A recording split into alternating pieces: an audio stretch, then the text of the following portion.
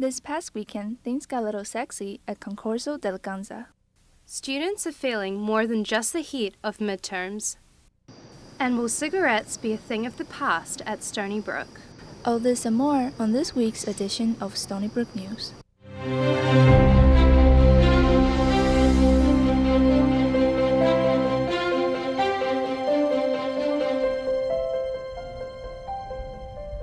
Good afternoon and welcome to this week's edition of the Stony Brook News. I'm Freya Demacia. And I'm Betty Lowe. Imagine you're crossing the road on campus to try to get food or to study, and you're suddenly hit by a car. That's exactly what happened last week. On Wednesday, September 23rd, a Stony Brook student was struck by a car near Westside Dining near 7:50 p.m. Katrina Kamaj, a freshman bystander, stopped to help the female victim because, quote, the noise was that loud, and she was surprised that no one else to help too. Stony Brook Volunteer Ambulance Corps delivered the victim to Stony Brook University Hospital shortly after 8 p.m. She was treated for non-life-threatening injuries and was later released.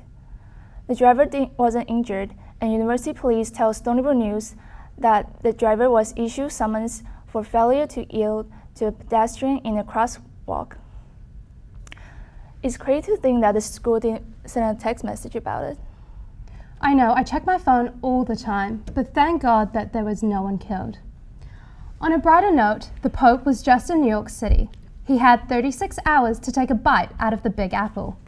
Masses of flag-waving fans and street restrictions brought New York City to a halt as Pope Francis arrived last week.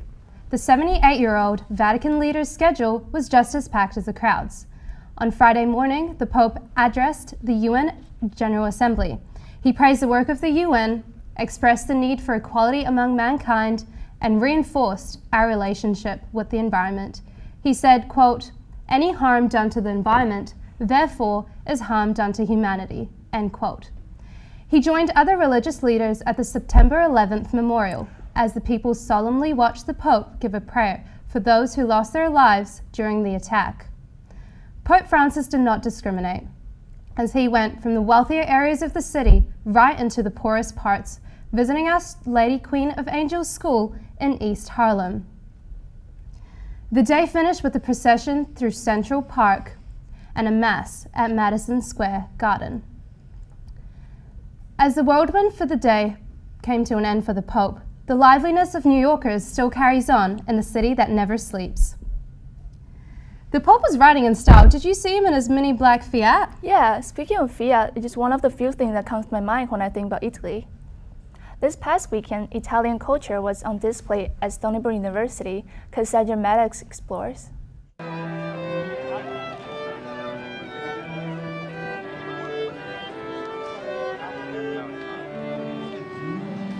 Sweet and sexy doesn't even begin to describe the luxury of driving and owning a classic Italian car. Spectators got a taste of what owners enjoy at the 10th annual Robert D. Sess Concorso d'Eleganza celebration.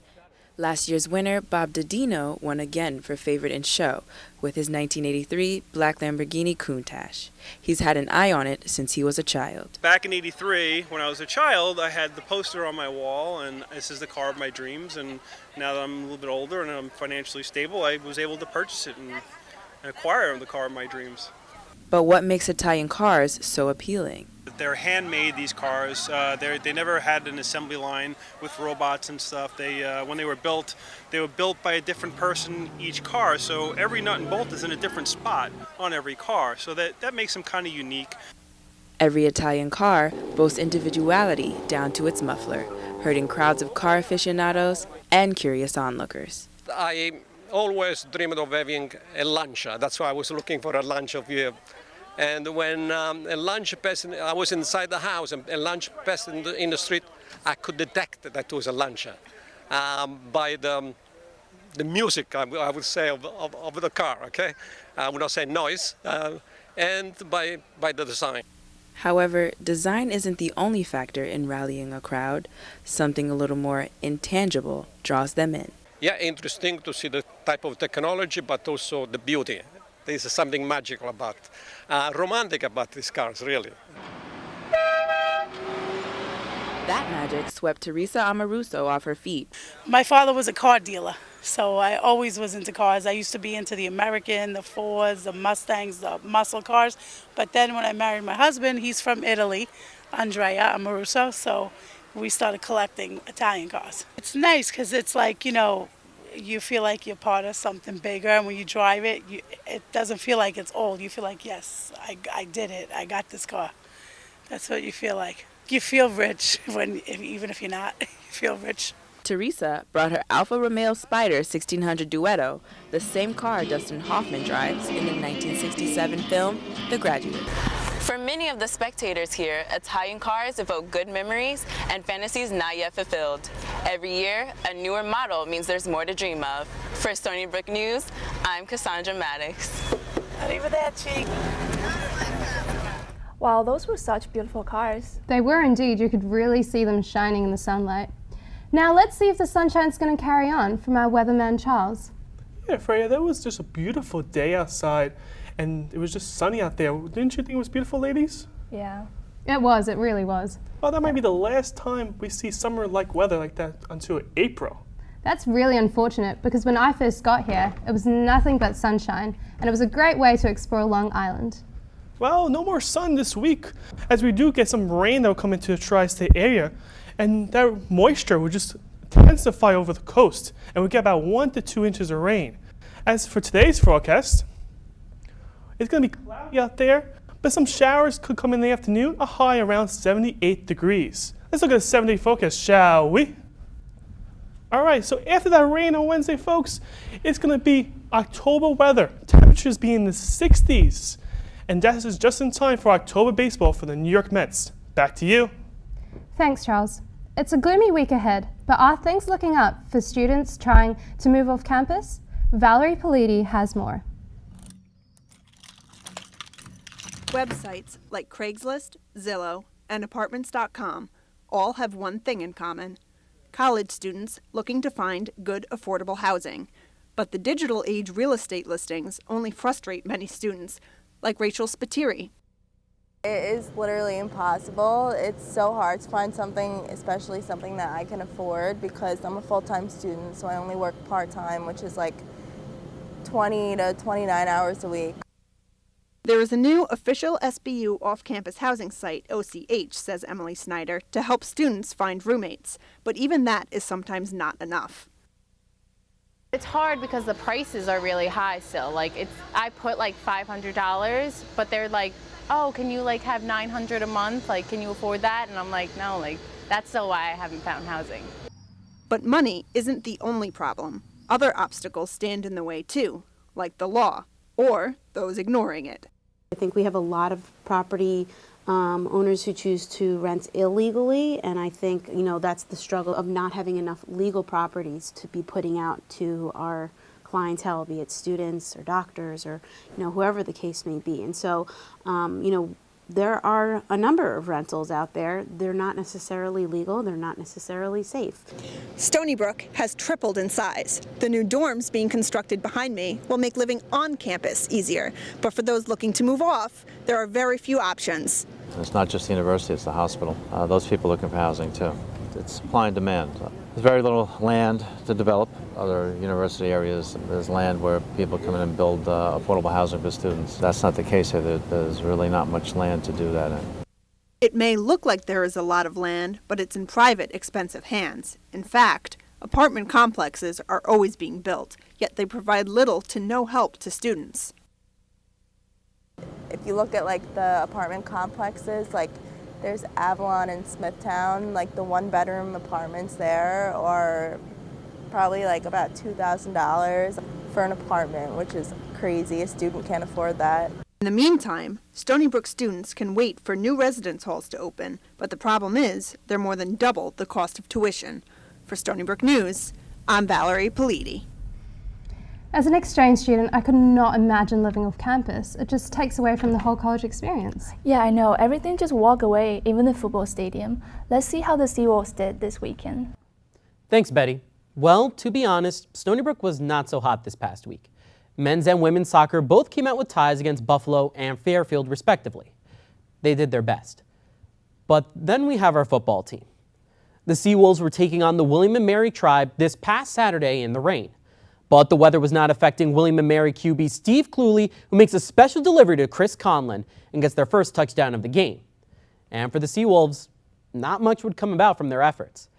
Even our big man Stacy Bedell had a lackluster performance, gaining only a total of 28 yards over the entire game. Combined efforts from Benarski and Carbone just wasn't enough to save the Seawolves from sinking. The William & Mary tribe pulled away with the victory, with a final score of 21-0. Stony Brook will have their next game away at James Madison on October 3rd. Hopefully the Seawolves will be able to bounce back. Now, even though Stony Brook didn't have many highlights, we do have our MVP of the week.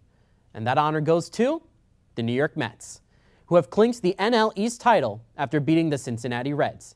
This is their first postseason berth since 2006. So congratulations, guys. You deserve it. In fact, the last time the Mets were in the playoffs, this college senior was in the 6th grade. That was a long time ago. And that's all for sports. Back to you, Betty. Thanks, Basil. That was such a rough week for the Seawolves. It's such a shame that sports had to go up in smoke this week, but hopefully we do better next.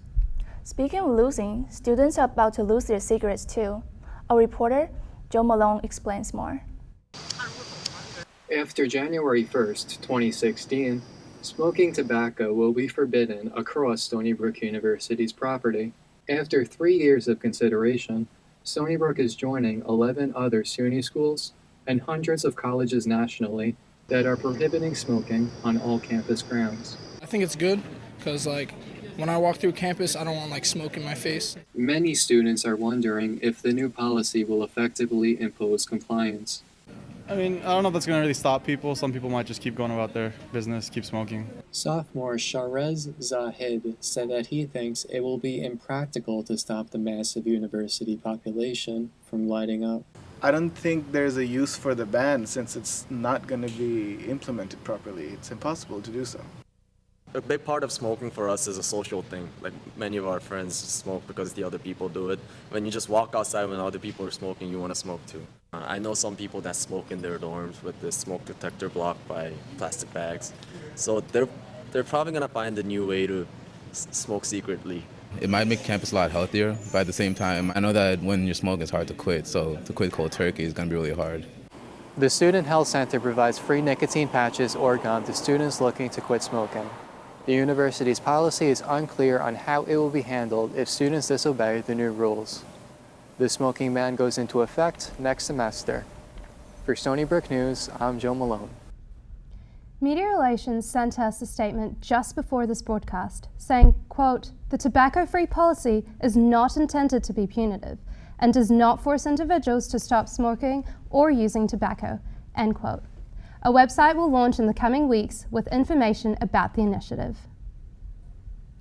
Students can't wrap their lips around cigarettes anymore, but they are biting into something else.